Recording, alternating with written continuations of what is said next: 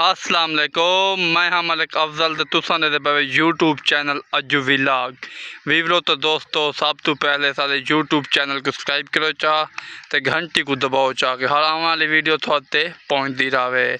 वीवरो सारे को in time Malik अलियान ते मलिक शुएब पहुँचते पैन गपशप कीते।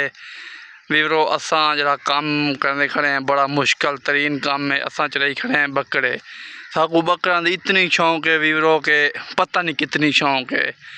मलिक शुएब ते मलिक अलियान मेरे बकरे देखना आए खड़े। अज तुसां देख सकते हो कैमरे दे विच कमेंट दसना है भी बकरा दी शौक किवें है।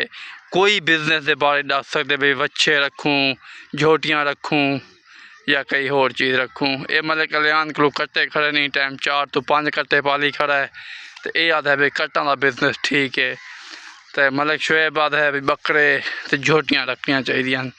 वीवरो तुसां कमेंट लाजमी दसना है। अल्लाह हाफिज़।